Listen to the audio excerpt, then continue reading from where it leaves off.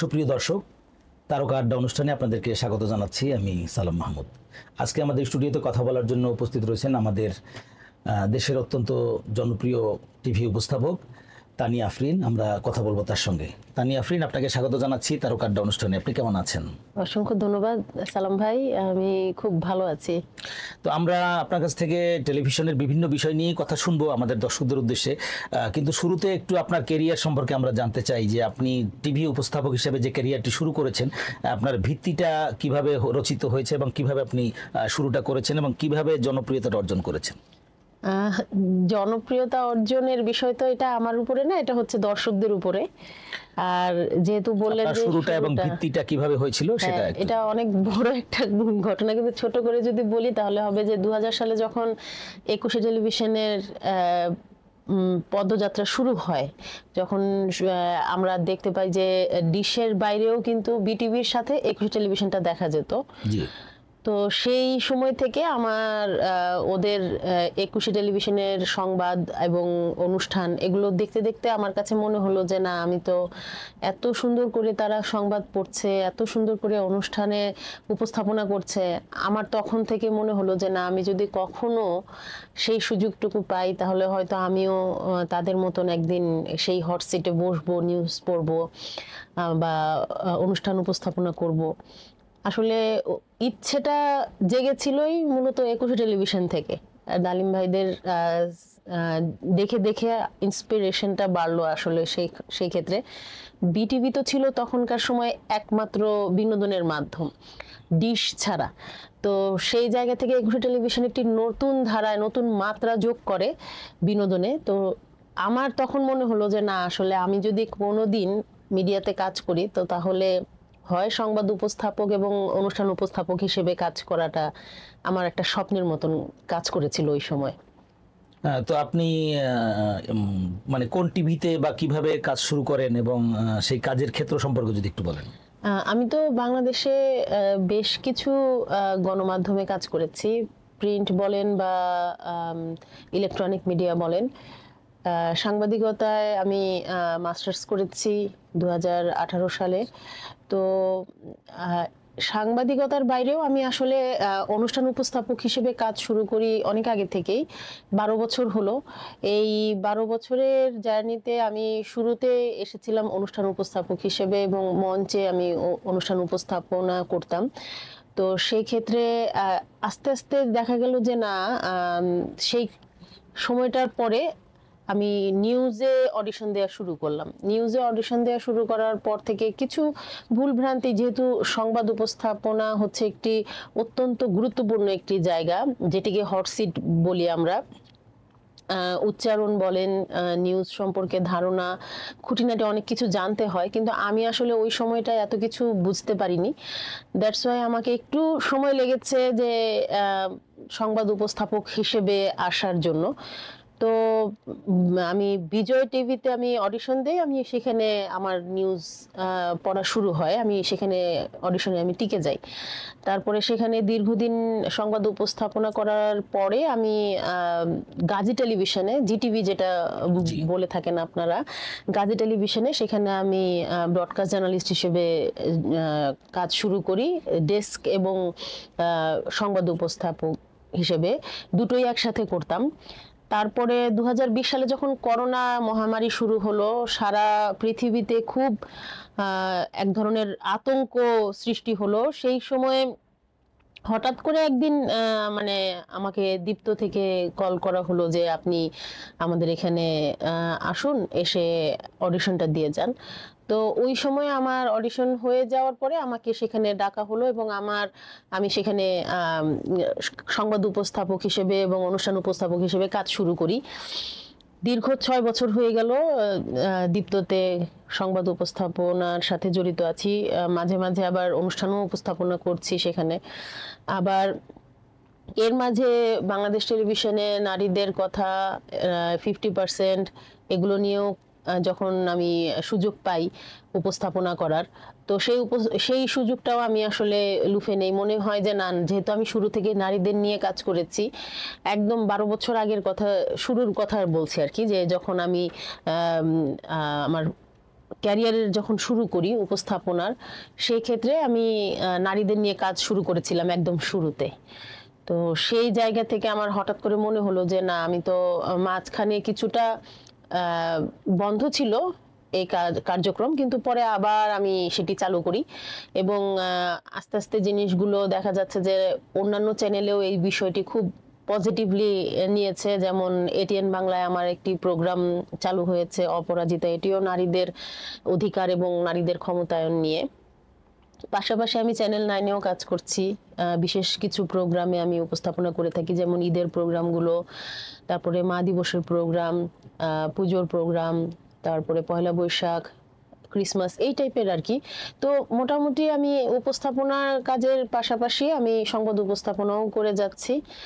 আপনাদের দোয়া এখন কতটুকু সফল হয়েছি সেটা তো দর্শক বলবে, আপনারা বলবেন। জি, ধন্যবাদ। তো আপনার দৃষ্টিতে যে আমাদের দেশে প্রায় 40টির মতো স্যাটেলাইট টেলিভিশন এবং এখানে সহস্রাধিক বা লক্ষ লক্ষ কিন্তু এখন সংবাদ উপস্থাপক, রিপোর্টার এই মিডিয়াতে অনেক কাজ করছে। তো সেক্ষেত্রে কেরিয়ারের জন্য একজন শিল্পীর বা যারা সংবাদ উপস্থাপনা করে বা রিপোর্টিংয়ে থাকে, ডেস্কে থাকে, তাদের জন্য এই পেশাটা আসলে কতটুকু এখন নির্ভরযোগ্য আপনি কি মনে করেন? অবশ্যই সাংবাদিকতা পেশা একটি আমি বলবো যে খুবই সম্মানের একটি পেশা, সম্মানজনক একটি পেশা।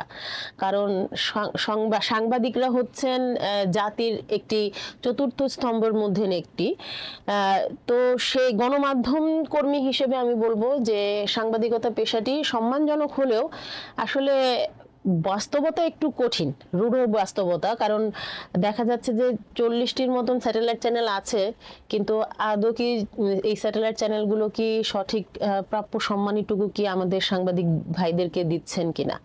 কারণ বেশ কিছুদিন ধরে আমরা দেখে আসছি যে গণমাধ্যম কর্মীরা তাদের সঠিক যে ন্যায্য পাওনা সেটি তারা পাচ্ছেন না। অনেক চ্যানেলে, আমি নাম বলবো না, আপনারা সঠিক জানেন যে কোন কোন চ্যানেলগুলো এরকম কাজ করছে। তারা মাস শেষে সঠিক তাদের নিজের প্রাপ্য সম্মানটুকু পাচ্ছেন না। তো সেই জায়গা থেকে আসলে আমি বলবো যে আমাদের সাংবাদিক ভাইরা আসলে অবহেলিত।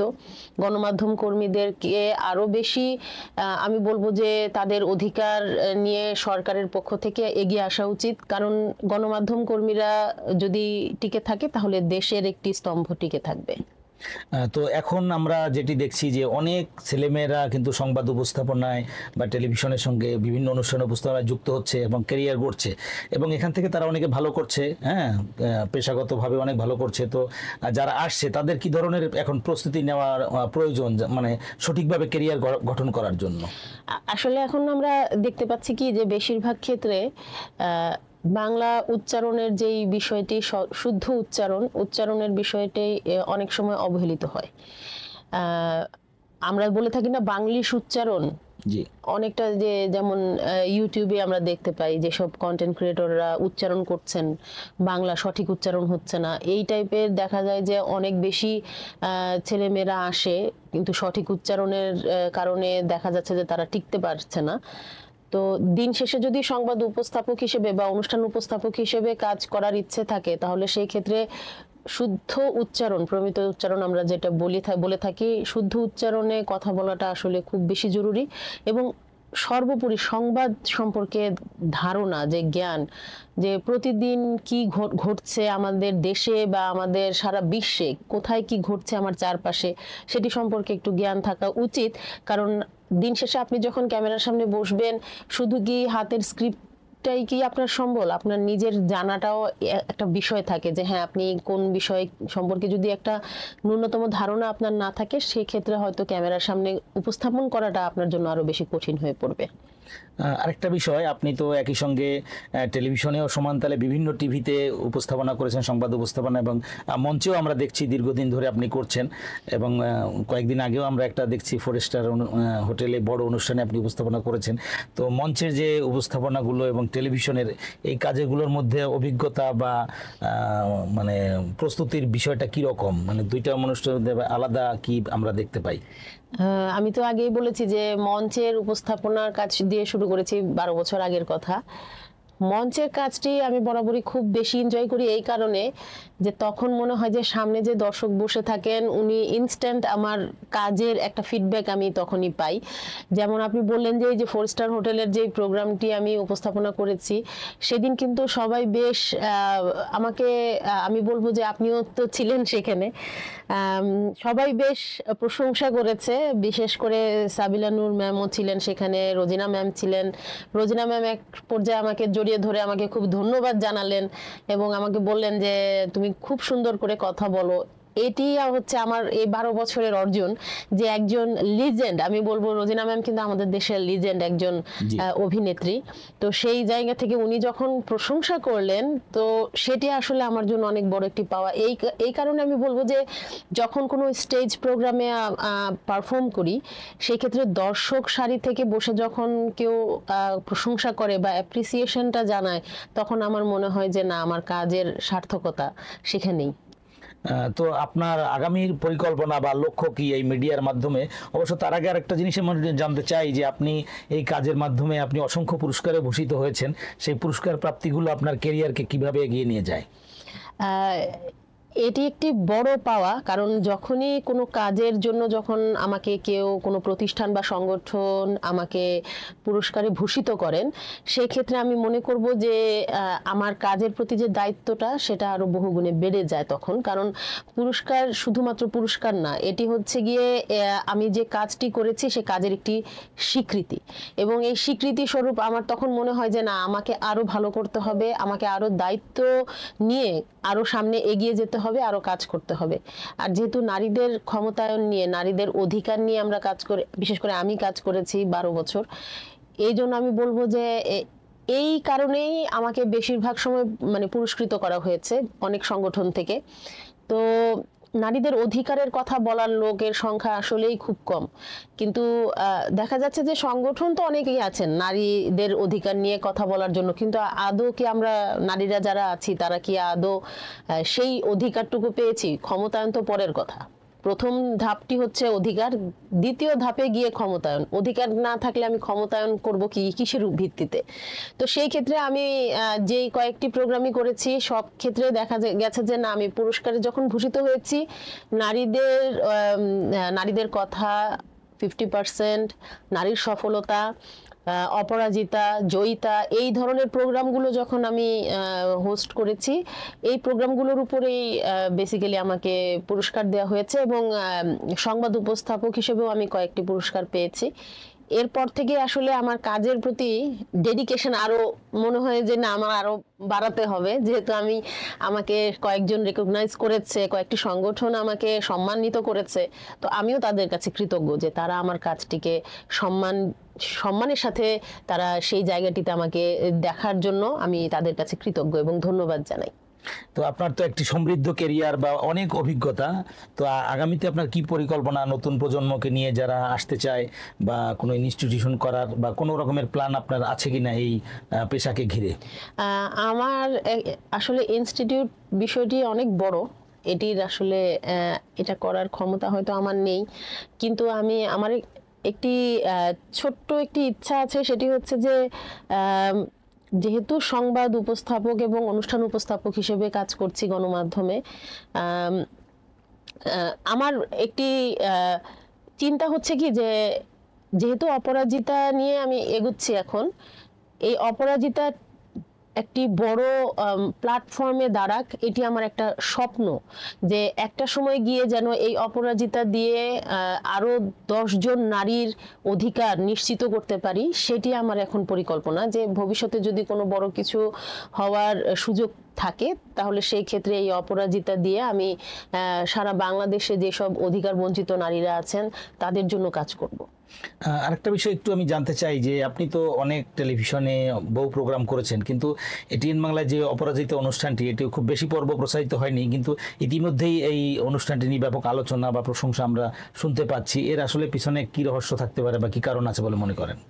এটি আসলে মূলত কারণ হচ্ছে কি যে আমি অপরাজিতায় এটিএন বাংলার যে টিমটা, আমরা যে টিম নিয়ে কাজ করছি, এই টিমের মূলত একটি বড় এজেন্ডা হচ্ছে যে আমরা যেই সমাজে নারীদের প্রতি যে বৈষম্য বিদ্যমান রয়েছে সেই বৈষম্যগুলোকে আমরা তুলে আনার চেষ্টা করি দর্শকদের সামনে, এবং বৈষম্যের কথা যখন একজন ভিকটিম তার মুখ থেকে বলবে যে হ্যাঁ আমি এই জায়গায় আমি প্রতারিত হয়েছি বা আমার এখানে সমস্যা হয়েছে, যখন কোনো নারী কিন্তু সহজেই তার মুখ খুলতে চায় না, কারণ এই ক্ষেত্রে দেখা যায় যে সামাজিক অনেক বাধা থাকে, পারিবারিক বাধাও থাকে। তো আমাদের অনুষ্ঠানে সেই বাধাগুলো পেরিয়ে আমরা সেই জায়গা থেকে আমাদের নারীদের কথা বলার সুযোগ করে দিচ্ছি।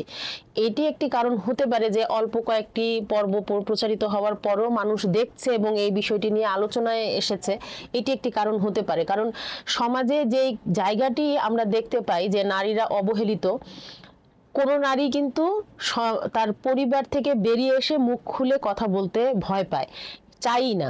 তো আমার অনুষ্ঠানে আমি এই জায়গাটি করার মানে আপ্রাণ চেষ্টা করছি, যাতে নারীরা ঘর থেকে বেরিয়ে এসে তাদের উপর যে নির্যাতন হচ্ছে, অত্যাচার হচ্ছে, সেই জায়গাটি তারা মুখ খুলে বলুক এবং তারা তাদের অধিকার আদায়ের জন্য লড়াই করুক। এমনিতেই নারীরা কিন্তু খুব সাহসী এবং যোদ্ধা, কারণ আপনি দেখবেন যে একজন নারী যখন একটি শিশুকে জন্ম দেয়, পৃথিবীর সবচেয়ে কঠিনতম কাজ হচ্ছে একটি শিশুকে জন্ম দেয়া। যখন একটি মা তার শিশুকে জন্ম দেয়, সেই মায়ের যত সাহস তার শরীরের উপর দিয়ে যায়, তখন ওই নারী একজন যোদ্ধা অবশ্যই। এবং আমি মনে করি যে সেই কষ্টের ভাগিদার পৃথিবীতে আর অন্য কিছুই হতে পারে না। তো একজন নারী যখন তার জীবনের সমস্ত কিছু বিসর্জন দিয়ে একটি সন্তানকে জন্ম দিতে পারে, তাহলে নারীরা কোন ক্ষেত্রে পিছিয়ে থাকবে বলেন? অবশ্যই নারীরা যোদ্ধা এবং নারীরা খুব সাহসী। হ্যাঁ, কিছু ক্ষেত্রে তো সামাজিক বাধা এবং লোকলজ্জার ভয়ে হয়তো অনেক নারী মুখ খুলতে চায় না। আমি চাই যে সেই লোকলজ্জাটুকু ভেঙে সব নারীরা বেরিয়ে আসুক, তাদের মুখ থেকে বলুক যে হ্যাঁ আমরা এভাবে নির্যাতিত হচ্ছি, আর হব না। যখন সে দেয়ালে পিঠ ঠেকে যায় তখন কিন্তু সে ঘুরে দাঁড়ানোর চেষ্টা করে, কিন্তু আমরা চাই দেয়ালে পিঠ ঠেকার মতন পরিস্থিতি যেন সৃষ্টি না হয়, আগেই যেন নারী ঘুরে দাঁড়িয়ে যেন তার অধিকার আদায়ের জন্য সে সোচ্চার হয়, তার কণ্ঠস্বরকে সে রেইজ করে।